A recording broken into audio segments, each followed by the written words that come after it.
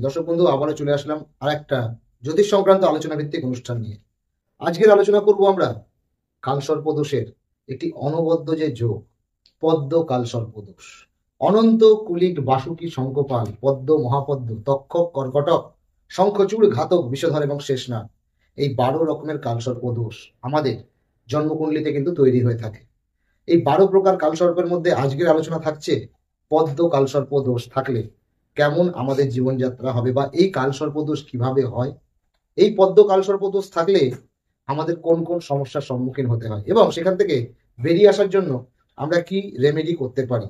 তাই সময় একদমই নষ্ট না করে তোমাদেরকে সাথে নিয়ে আলোচনা শুরু করছি। আজকের আলোচনা পদ্ম কালসর্পদোষ। দর্শক বন্ধু, যখন কোনো জাতচক্রে আপনার লগ্নে বা লগ্নের পঞ্চমে, মেন কথা হচ্ছে লগ্নের যে পঞ্চম ভাব, সেখান থেকে আমরা কি কি জিনিস বিচার করি।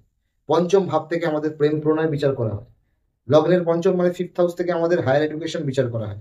পঞ্চম স্থান থেকে আমাদের যে ব্রেন, সেই ব্রেনের ব্যাপারে কিছু দেখা, অর্থাৎ আমাদের উপস্থিত বুদ্ধির বিষয়টাও আমরা দেখি।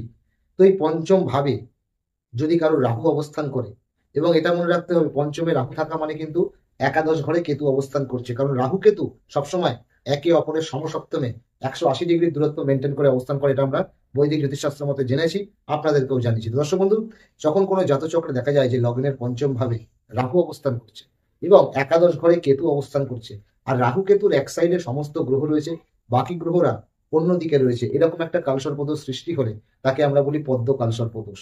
তো এখন জেনে নেবো এই পদ্ম কালসর্পদোষ যদি থাকে, ধরুন আপনার আছে বা আপনার সন্তান আছে, এই পদ্ম কালসর্পদোষের কারণে অনেকগুলো অসুবিধা যেগুলো আমাদেরকে ভোগ করতে হয়। সবার আগে যেটা বলবো, ভাব ভালোবাসার সম্পর্ক, 8 বছরের সম্পর্ক, 7 বছরের সম্পর্ক, 9 বছরের সম্পর্ক, এরকম প্রেমজ সম্পর্কে হঠাৎ করে দেখবেন অনেকেরই বিচ্ছেদ ঘটে যায়। অর্থাৎ প্রেমিক বা প্রেমিকা যেটাই হোক না কেন, তার জীবনে কোনো তৃতীয় ব্যক্তি প্রবেশ করে এবং আপনার সাথে কাটানো মুহূর্তগুলোর কথা তারা ভুলে যায়। এরকম আপনাদের মধ্যে অনেকের সাথেই হয়, এটা আমি জানি, কারণ দীর্ঘদিনের প্রেম ভালোবাসার সম্পর্ক একটা ছোটখাটো অশান্তির কারণে সেই সম্পর্কটা যখন ভেঙে যায়, তখন দেখতে হবে যে পঞ্চমে রাহু অবস্থান করে কালসর্পদোষ সৃষ্টি করেছে কিনা। এছাড়া একাদশে যে কেতু থাকে, এই একাদশে কেতু কিন্তু নানাবিধ আয় উন্নতির পথে মানুষকে কিন্তু বিভিন্ন রকম ভাবে সমস্যার সম্মুখীন করায়। এছাড়া আপনার যে বয়োজ্যেষ্ঠ দাদা থাকবে বা বড় যদি সম্পর্কে কোনো দিদি থাকে, সেই দাদা বা দিদির সঙ্গে কিন্তু সম্পর্কটা এই কালসর্পদোষ কিন্তু নষ্ট করে দেয়। উচ্চশিক্ষার ক্ষেত্রে অনেকে যারা হায়ার স্টাডিজের চেষ্টা করছেন, উচ্চশিক্ষার ক্ষেত্রে কিন্তু এই পদ্ম কালসর্পদোষের প্রভাবে কিন্তু উচ্চশিক্ষা নষ্ট হয়ে যায়। হায়ার স্টাডিজের ক্ষেত্রে কিন্তু বাধা আসে।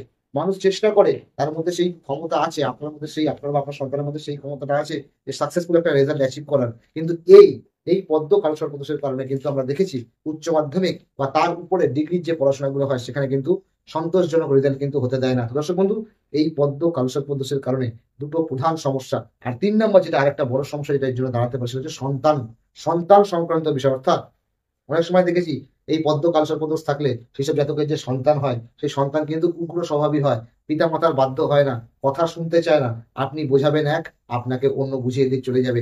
এছাড়াও পঞ্চমের এই রাহু থেকে, একাদশে কেতু থেকে যে কালসর্পটা তৈরি হয়, এই কালসর্পের এই রাহুটাকে যদি কোনো অশুভ আরো কোনো গ্রহ যদি যুক্ত হয়, অশুভ মঙ্গলের সঙ্গে কানেক্ট করুক, কি হয়তো রাহু এখানে শনিগ্রস্ত হয়ে যাক, বা রাহু যদি কোনোভাবে পাপ পীড়িত হয় এই জায়গায়, বা অশুভ গ্রহের কানেকশনে থাকে, বা অষ্টম পতিকে সাথে করে নিয়ে বসে থাকে, তাহলে সেক্ষেত্রে কিন্তু মনে রাখতে হবে যে সন্তান আসতে দেরি করবে, এবং সন্তান অনেক সময় এসে গর্ভে এসেও মৃত সন্তান জন্ম হওয়ার একটা ব্যাপার থাকে। দর্শক কিন্তু পদ্ম কালসর্পদোষে কিন্তু এইসব ভয়াবহতা গুলো আছে।